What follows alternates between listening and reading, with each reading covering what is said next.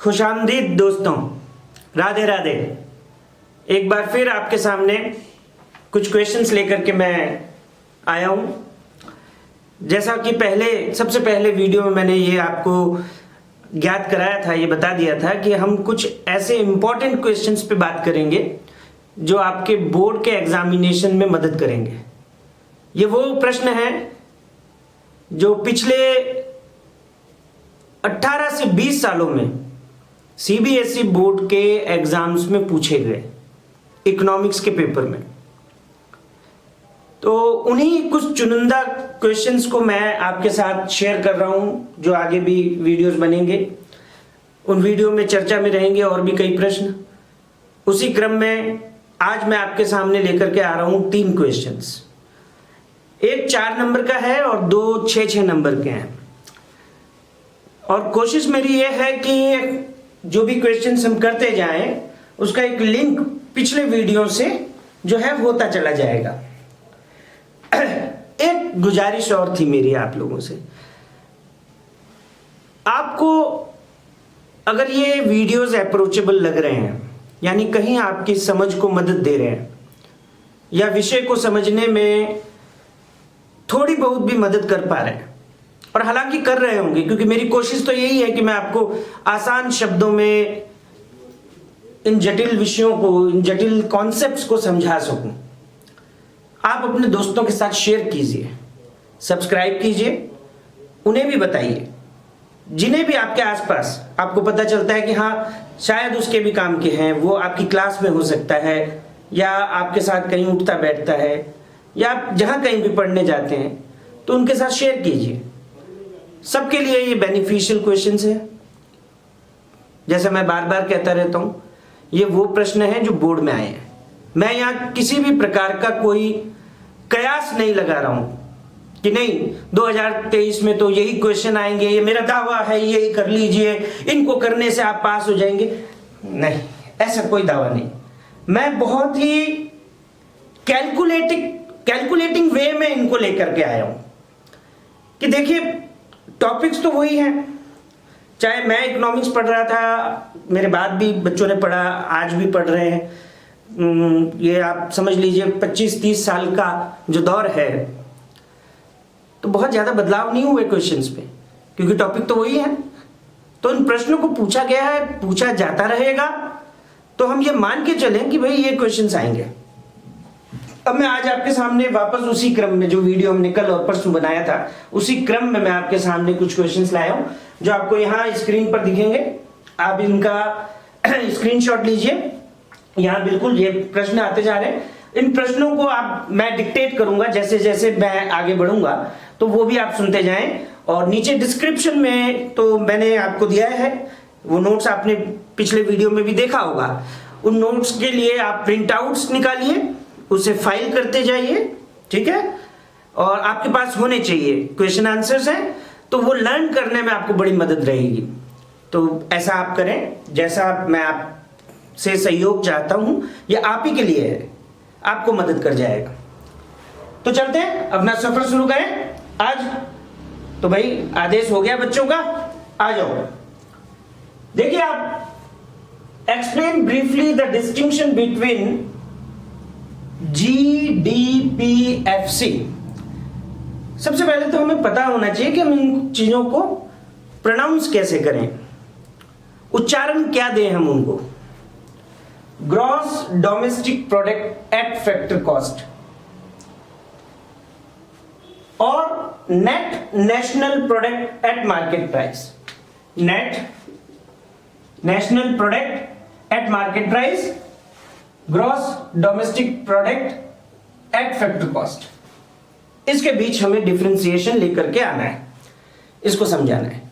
इसमें एक पोर्शन ऐसा था जिस पर मैं पिछले वीडियो में बात कर चुका हूं। लंबा वीडियो था लेकिन जरूरी था।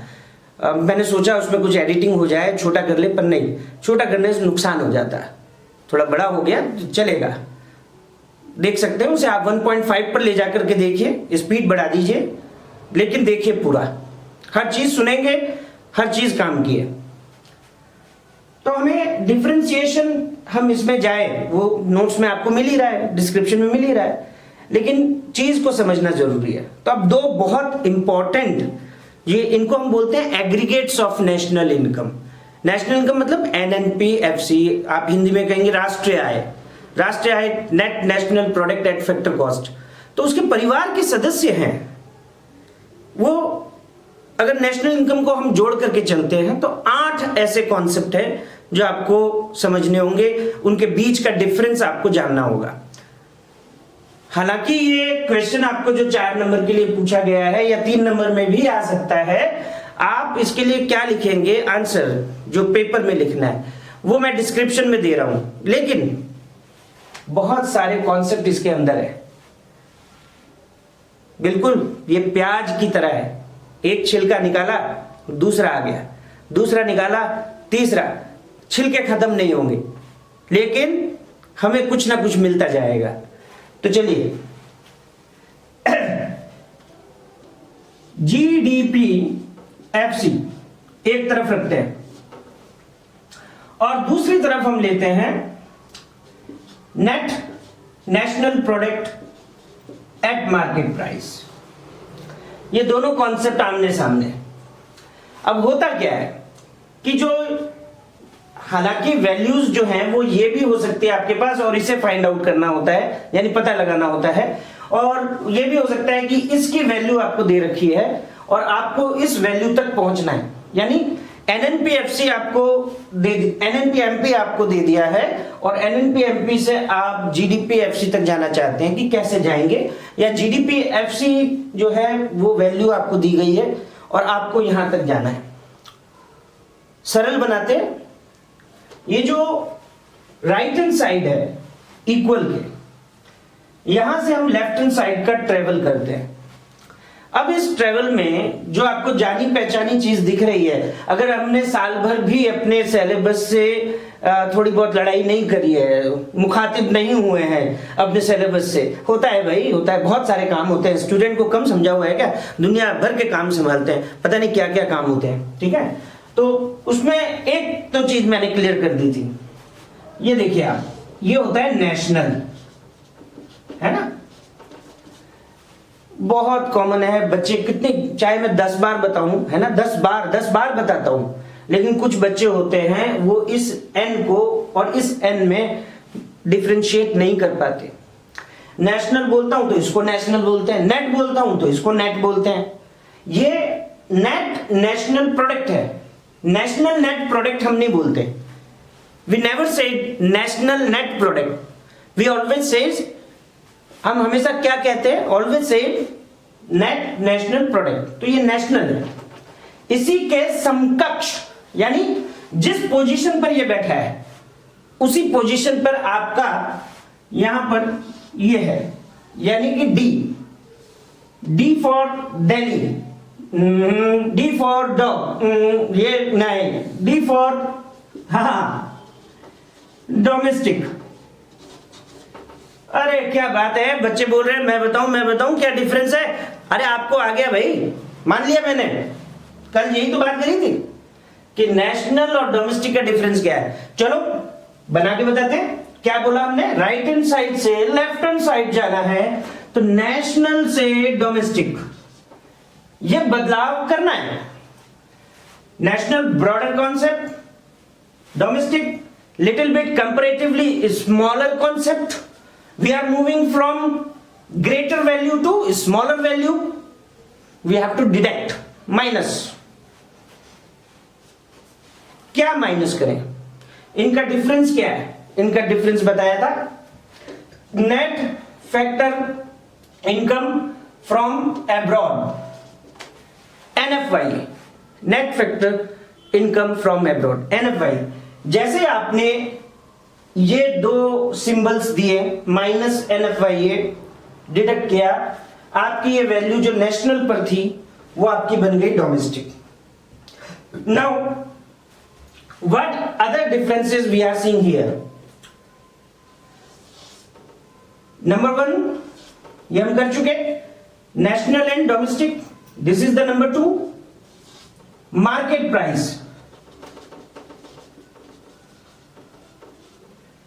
from this market price we have to move towards factor cost. तो आज ये समझेंगे कि मार्केट प्राइस से जब फैक्टर कॉस्ट जाना हो तो क्या करना है, और जो कार्य हमने जैसे कि नेशनल से डोमेस्टिक में जाने पर किया है उसी का आपको बस सिंबल के साथ विपरीत करना है। अगर आपको डोमेस्टिक से नेशनल में जाना हो, डोमेस्टिक से नेशनल में जाना हो, डोमेस्टिक से नेशनल में जाना हो, ये वीडियो रिपीट नहीं हुआ, नहीं कर रहा हूं, बार बार दिमाग में आनी चाहिए बात। तो आपको क्या करना है, प्लस NFI, वो भी हम देखेंगे। तो मार्केट प्राइस से हमें क्या करना है, फैक्टर कॉस्ट, इसका डिफरेंस जो होगा वो क्या होगा, उसे हम बोलते हैं नेट इनडायरेक्ट टैक्स। क्या बोलते हैं, नेट इनडायरेक्ट टैक्स। तो market price is a broader concept, so we are moving from larger value to smaller value, बड़ी वैल्यू से छोटी वैल्यू पे जा रहे हैं। तो हमने यहां पर वापस से माइनस कर दिया और वो NIT होता है, नेट इनडायरेक्ट टैक्स। कैसे, क्यों, किस लिए, अभी बताऊंगा। तो यहां से मार्केट प्राइस से फैक्टर कॉस्ट आ गए, तो MP जो है आपका बन गया FC।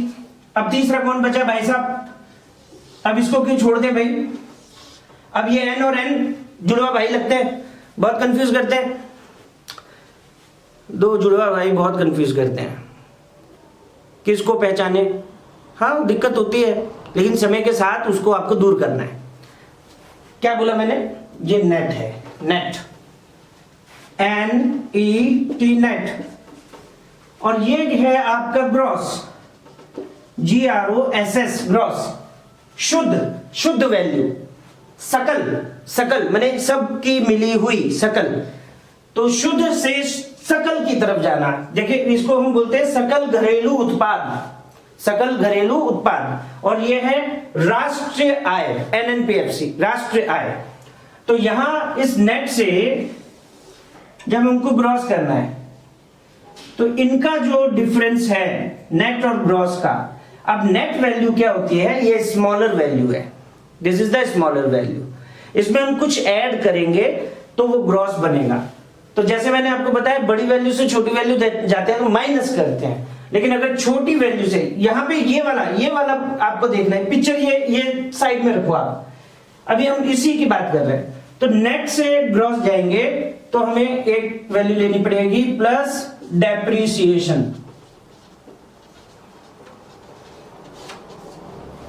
डेप्रिसिएशन यानी जो कैपिटल है, जो फिक्स एसेट्स है, उनके मूल्य में कमी आना, उनके मूल्य में ह्रास होना, वैल्यू का घट जाना। आप मान लीजिए आज कोई मोबाइल खरीद के लाते हैं, बिल्कुल न्यू ब्रांड मोबाइल आपने दुकान से खरीदा, अभी आपने मान लीजिए MI का खरीदा या सैमसंग का खरीदा, जो भी XYZ, उस मोबाइल की कीमत थी 10,000, है ना, दुकान पर, शोरूम पर। आप 10,000 का मोबाइल खरीद के लाए, आपने 2 दिन चलाया, 2 दिन, मात्र 2 दिन, क्या बिगड़ना है, उल्टा आपने उसमें कुछ सुधारा ही होगा, उसको संवारा ही होगा, उसमें लेमिनेशन किया होगा, उसमें उसके स्क्रीन कवर को लगाया होगा, फलाना वगैरह जो भी है, उसको और सुंदर दिखाया होगा। लेकिन जब आप उसको बेचने जाओगे, है ना, तो कोई भी उसे उस शोरूम की प्राइस पर नहीं लेगा। हो सकता है 500 रुपए कम ही मिले, पर कम मिलेंगे, ज्यादा नहीं। तो बातचीत में क्या निकल के आएगा, बातचीत में ये आएगा, अरे भैया आपने तो क्या वहां से दुकान से आपने लिया था, आपने चलाया, कुछ ना कुछ तो डेप्रिशिएट हुआ ही होगा, है। अरे 2 दिन में क्या डेप्रिसिएशन हो गया भाई। अरे कोई नहीं, बातों का फायदा उठाना तो फिर हमसे ज्यादा कौन अच्छा जानता है, पर ये होता है, यही होगा। आप कार का इंश्योरेंस कराइए, अपनी बाइक का इंश्योरेंस कराइए, आपने पिछले साल इंश्योरेंस कराया था तो बोला बाइक की वैल्यू साहब 1 लाख थी, आज 1 साल हो गया, चलो आपका कोई एक्सीडेंट नहीं हुआ तो भी हम आपकी बाइक की वैल्यू तो 70,000 ही मानेंगे, तो 30,000 कहाँ गायब कर दिए, वो डेप्रिसिएशन के खाते में डाल दिए। अकाउंट के बच्चे तो समझते हैं, जिनके पास अकाउंट नहीं है उनको ये बात अपने सामान्य ज्ञान से समझना चाहिए कि आप कोई चीज जो है पिछले साल आप लेकर के आए, उसे आप उसी दाम पर वापस नहीं बेच सकते, उसका दाम गिर जाता है और उसी ह्रास को, उसी कमी को हम डेप्रिसिएशन कहते हैं। तो वो डेप्रिसिएशन हम यहाँ बात कर रहे हैं, ठीक है।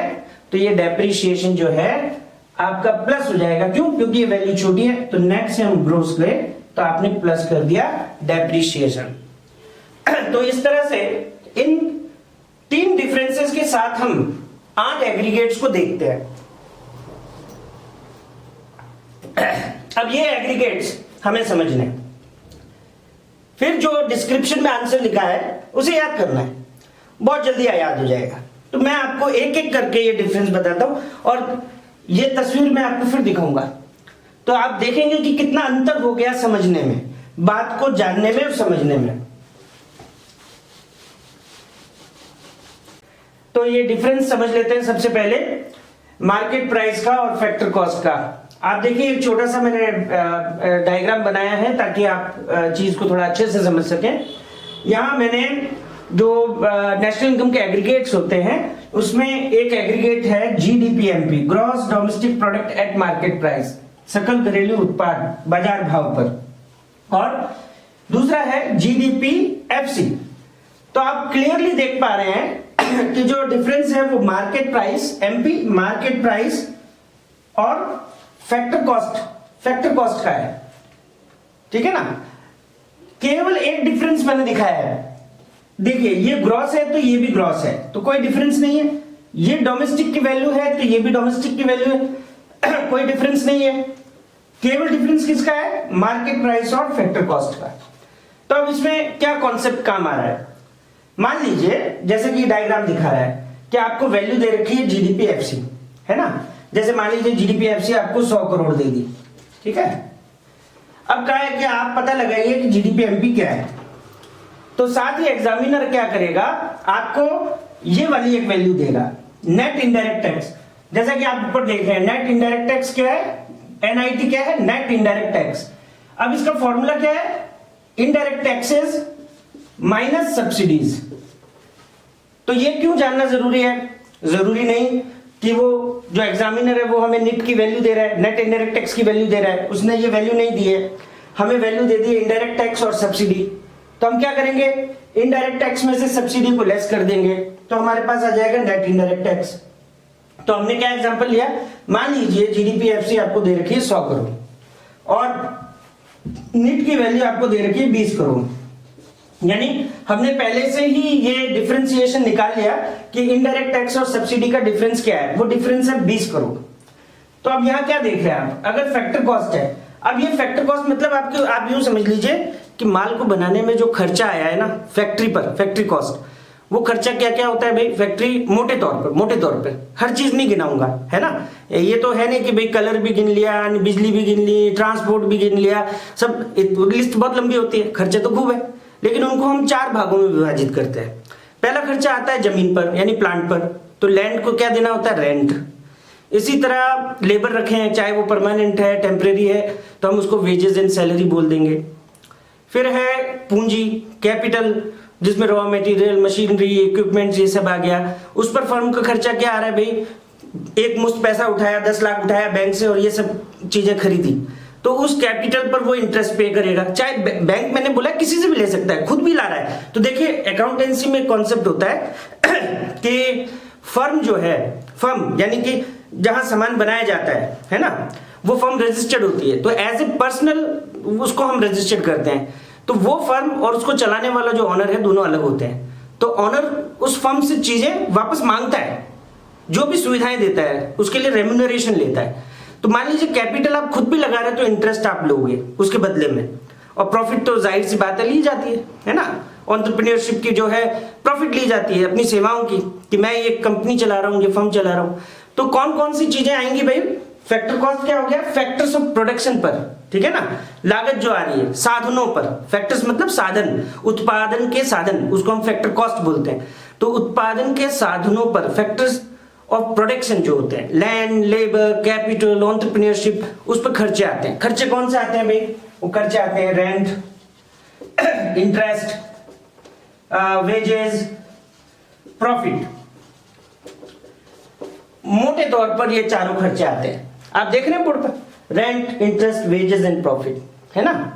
तो किसी चीज की कीमत कौन तय करते हैं, ये 4 तय करते हैं। ये 4 जो है बहुत नटखट हैं, ये चीजों के भाव बढ़ा देते हैं, इनके भाव बढ़ गए चीजों के भाव बढ़ जाएंगे, ठीक है।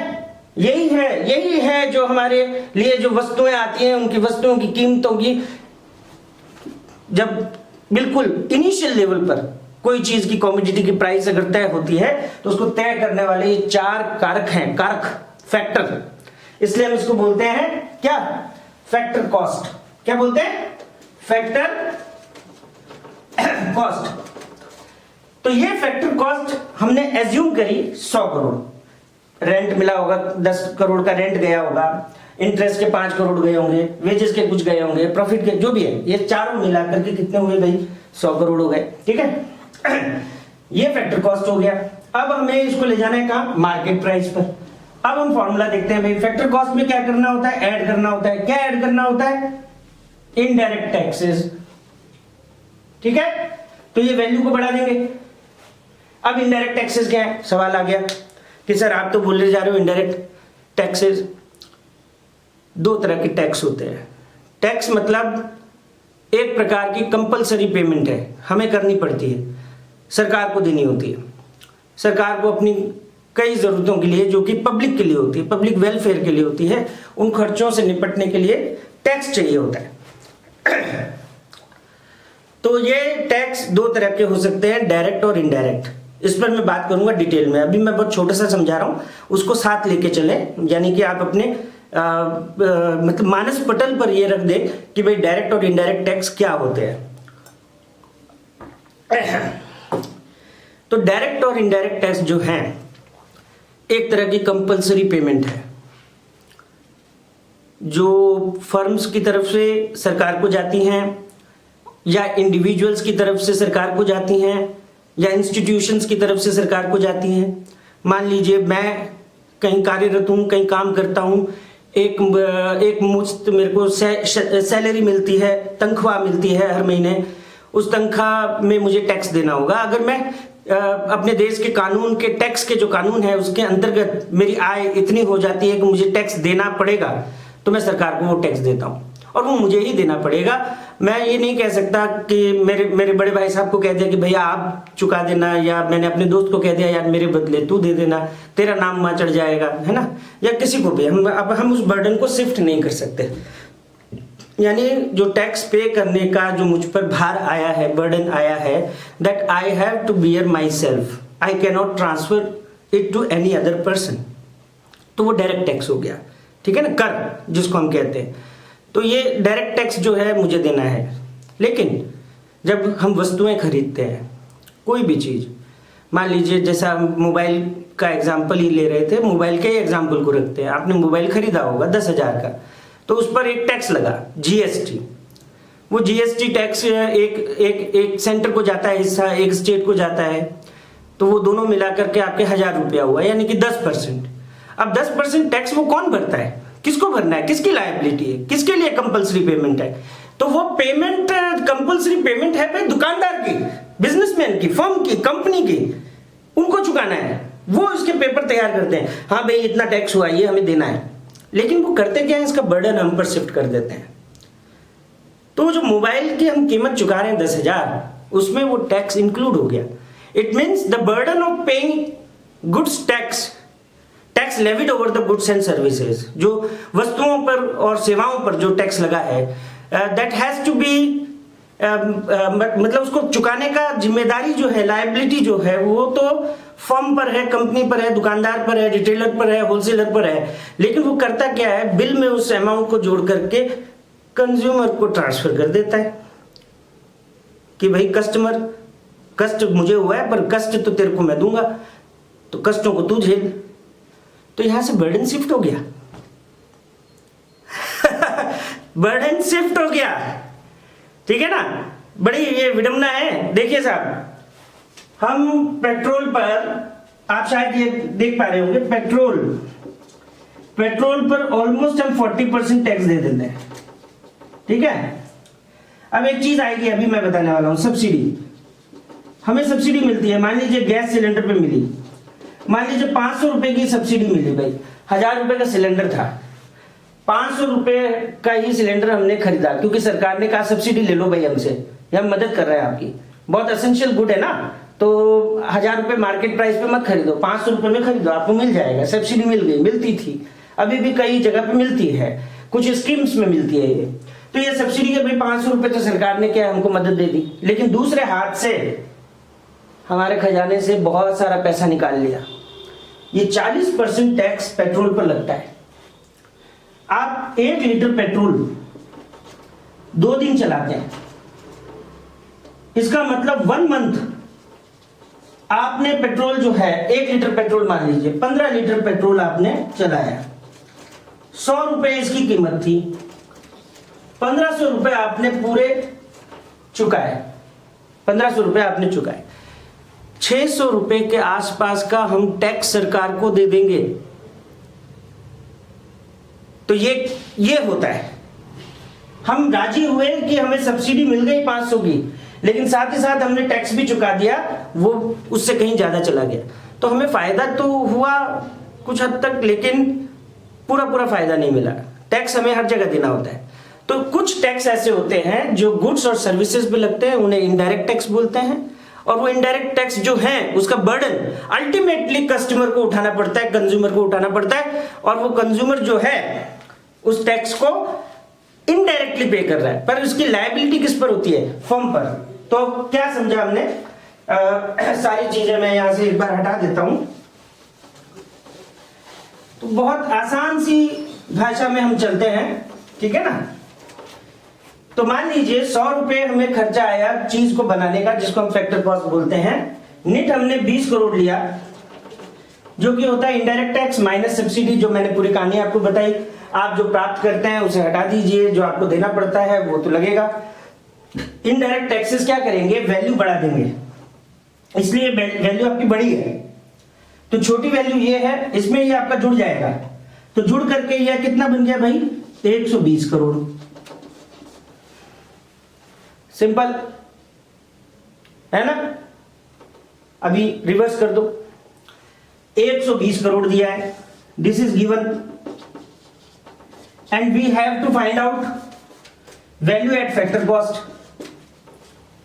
वैल्यू एट फैक्टर कॉस्ट पता करना है। जब फैक्टर कॉस्ट से मार्केट प्राइस आए थे तो क्या किया था? ऐड कर दिया था नेट इनडायरेक्ट टैक्स को। नेट इनडायरेक्ट टैक्स क्या होता है? इनडायरेक्ट टैक्स माइनस सब्सिडी होती है। अब हमें मार्केट प्राइस से कहां जाना है? Factor cost. तो हम क्या करेंगे? हम कर देंगे less. Just a reverse action, बिल्कुल उसके विपरीत क्रिया हम कर पा रहे हैं। हमें माइनस कर देना है। तो नेट कितना था? 20 करोड़। माइनस कर दो भाई, कितना हो गया? 100 करोड़। That simple. तो what is the difference between market price and factor cost? The difference is net indirect tax. What is net indirect tax? Indirect tax minus subsidy.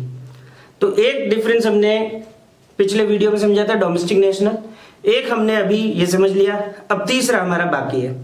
तो 5 सेकंड के गैप से मैं वापस आपसे मुखातिब होता हूं इसी में, और मैं आपको उसका डिफरेंस बताता हूं। तीसरा, ये 3 मेन डिफरेंस है जो 8 एग्रीगेट्स की मैं बात कर रहा हूं। ये बड़ा काम आने वाला है आपके न्यूमेरिकल्स में, इसलिए मैं कह रहा हूं कि ये केवल क्वेश्चंस नहीं है भाई, ये केवल क्वेश्चन नहीं है, आत्मा में घुस करके प्रहार है। हर चीज को बारीकी से सुनना है, समझना है, लेकिन क्वेश्चंस के आंसर तो आपको नीचे मिल रहे हैं, उनको याद करना है, समझ करके याद करना है। तो तीसरा डिफरेंस हम इसी वीडियो में कंप्लीट करते हैं। हाँ, तो तीसरा डिफरेंस जो हम लेकर के आ रहे हैं, है ना, वो डिफरेंस है जैसा कि वही तरीका है ना। मैंने क्या किया है? GDP-MP और यहां कर दिया NDP-MP। अब देखिए आप, डोमेस्टिक आपका वही है, कोई अंतर नहीं है। डोमेस्टिक मार्केट प्राइस है, यहां पे भी मार्केट प्राइस है, तो हमें ये तो डिफरेंस देखने नहीं है। डिफरेंस कौन सा आ रहा है? जो अंतर हम देख रहे हैं वो है ग्रॉस वैल्यू का और नेट वैल्यू का। ग्रॉस वैल्यू का और नेट वैल्यू का हम डिफरेंस देख रहे हैं, ठीक है? जो मैंने आपको बताया वीडियो में कि मूल्य का ह्रास होता है। तो मूल्य किसका? फिक्स एसेट्स का, फिक्स एसेट्स या फिक्स कैपिटल जो लगी होती है, मशीनरी है या दूसरे कोई भी एसेट्स है, उनकी वैल्यू गिरती है। अब भैया व्यापारी तो कमाने आया है ना, अब 10 लाख की मशीन खरीदी है, 10 साल में वो मशीन 0 पे आ जाएगी, यानी उसकी वैल्यू 0 हो जाएगी। हर साल का उसका नुकसान कितना हुआ भाई? 1 लाख। अब कैसे निकालेगा? जाहिर सी बात है, कंज्यूमर से लेगा, मार्केट से लेगा, कंज्यूमर से लेगा तो क्या करेगा, गुड्स की जो मार्केट वैल्यू है, यानी कि जो फाइनली कंज्यूमर खरीद रहा है, उस गुड्स में वो उस वैल्यू को जोड़ देगा। इसलिए हम जब मार्केट प्राइस पर कोई चीज खरीदते हैं तो वो एक्चुअली होती है ग्रॉस वैल्यू पर। किस पर होती है, ग्रॉस वैल्यू पर। तो अगर आपको कह रखा है कि केवल प्रोडक्शन करते वक्त फैक्ट्री पर प्रोडक्शन करते वक्त नेट वैल्यू मान लीजिए किसी भी एक्स गुड की एक्स गुड नेट वैल्यू 50 रुपए आ रही है, ठीक है। अब वो एक कैलकुलेशन करता है कि भाई लाख रुपए का नुकसान है, साल में इतनी क्वांटिटी बनाएगा एक्स गुड की, है ना, हो सकता है 50,000, 70,000, 1 लाख, 2 लाख, जो भी है, जो भी क्वांटिटी, पेन हो सकता है, ठीक है ना, कुछ भी हो सकता है। तो उस पर जो डेप्रिसिएशन का खर्चा है 1 लाख का, तो वो डिवाइड कर देगा जितनी यूनिट बना रहा है। मान लीजिए 1 लाख का खर्चा है, 100 से भाग दिया, 100 यूनिट बनाए, 100 पेन बनाए, तो 1 पेन का खर्चा आ जाएगा डेप्रिसिएशन का, केवल डेप्रिसिएशन का, कि उसकी जो मशीनरी की वैल्यूज है वो कितनी गिर रही है ना। तो ये यहाँ पे मैं कोई कैलकुलेशन नहीं बता रहा हूँ, क्योंकि कॉन्सेप्ट पे हम जा रहे हैं, वो करना है। तो मान लीजिए एक्स गुड जो है उसकी प्राइस जो आ गई है, उस प्राइस को नाम दिया एनडीपीएमपी। एनडीपीएमपी मतलब इसमें क्या चीज नहीं है, कौन सी वैल्यू नहीं जुड़ी है, इसमें डेप्रिसिएशन नहीं है ना, डेप्रिसिएशन की वैल्यू नहीं है ना। तो डेप्रिसिएशन वो मान के चलता है कि एक गुड की यूनिट पर 5 रुपए आ रहा है। कितना आ रहा है, 5 रुपए। तो भैया ये जब इसको मार्केट में लेके जाएगा तो ऐड कर रहा है डेप्रिसिएशन की वैल्यू। तो यहां पे ग्रॉस वैल्यू कितनी हो गई, 55 रुपीज। कितनी हो गई, 55 रुपीज। क्या किया हमने, वेरी सिंपल, हमें कहा था नेट वैल्यू दे रखी है कितनी, 50, इसको करो किसमें, ग्रॉस में। तो क्या भाई बताओ बताओ बताओ बताओ कि डेप्रिसिएशन क्या है, वो तो वैल्यू बतानी पड़ेगी ना, बताइए डेप्रिसिएशन की वैल्यू कितनी है, 5 रुपए। जोड़ दिया 55। आपको बोला अरे भैया ये 55 ग्रॉस में दिया है, जल्दी से बताओ कि नेट क्या होगी। रिवर्स एक्शन, विपरीत। क्या किया, डेप्रिसिएशन लेस कर दिया, कितना, 5 रुपया। अब 55 में से 5 गया, कितना बच गया, 50 रुपया। वापस आ गए हम नेट पर। किस पर आ गए, नेट पर। That simple. आसान था, मजा आया। पूरा वीडियो का आनंद उठाओ।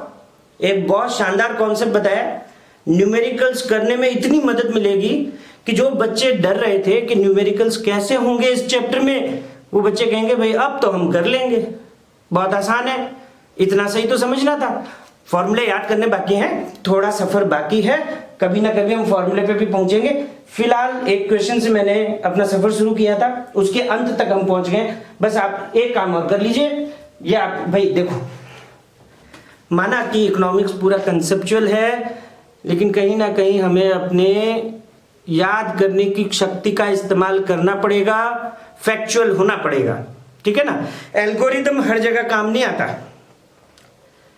कहीं ना कहीं आपको फैक्चुअल भी होना पड़ता है। तो फैक्चुअल हो जाओ, थोड़ा सा याद करना कि ये जो डेप्रिसिएशन है, मूल्य का ह्रास जो है, इसको हम wear and tear of fix assets बोलते हैं, नंबर 1, या कंजम्पशन ऑफ फिक्स कैपिटल बोलेंगे। आपको डेप्रिसिएशन नहीं लिखा है तो एग्जामिनर ये नाम देता है, कई बार देता है, कंफ्यूज करता है। और जिस साल अगर उसको लगता है कि नहीं बच्चे को मुझे फंसाना है क्वेश्चन में, वो वही बच्चा कर पाएगा जो रेगुलर है पढ़ाई में, उसी को जिताने की कोशिश करता है। और उन बच्चों को नहीं जो कि कभी कभी पढ़ लेते हैं, जैसे कि अभी आप वीडियो देख रहे हैं या देखते रहेंगे, तो उन लोगों के लिए भी फंसाने का काम करता है। वो क्या काम है, रिप्लेसमेंट कॉस्ट दे देगा। रिप्लेसमेंट कॉस्ट, घबराए नहीं, ये डेप्रिसिएशन का नाम है। या वो आपको कहेगा ऑब्सोलेसेंस। ऑब्सोलेसेंस वो चीजें होती हैं जिसे हम आउटडेटेड बोलते हैं। ऑब्सोलेसेंस पर भी मैं एक वीडियो बनाऊंगा, क्योंकि इसमें अनसीन ऑब्सोलेसेंस भी होते हैं। सीन यानी जिनके बारे में हमें पहले से ही पता है कि ये तो कमी आएगी, वो डेप्रिसिएशन है, कि ये आउटडेटेड हो जाएगा, पुराना हो जाएगा, कीमतें घट जाएंगी। तो उस कीमत को हमें कंज्यूमर से कैसे निकालना है, इसका मतलब नेट में हम डेप्रिसिएशन यानी ऑब्सोलेसेंस की जो वैल्यू है उसको हम जोड़ देंगे, जोड़ करके ग्रॉस देंगे, वो चिपका देंगे किसको, कंज्यूमर के। जा कष्ट से मर, कष्ट मर, सारे दुख उसी को झेलने पड़ते हैं। तो भैया एक लंबा चौड़ा वीडियो आज का फिर तैयार हुआ, इसके थ्रू आप निकलिए। आगे आगे हम 1-2 क्वेश्चन और ला रहे हैं फटाफट। अब ये कुछ कॉन्सेप्ट क्लियर हो गए तो जल्दी होंगे। फिर मिलते हैं नए वीडियो में। सब्सक्राइब करना ना भूलें, घंटी बजाना ना भूलें, लाइक करना ना भूलें। आप मेरा साथ देंगे, मैं तो वैसे ही दूंगा, मुझे देना ही है क्योंकि पढ़ाने का काम है मेरा। फिर भी सब्सक्राइब करें चैनल, दोस्तों को बताएं, बहुत काम आने वाला है। धन्यवाद, थैंक यू।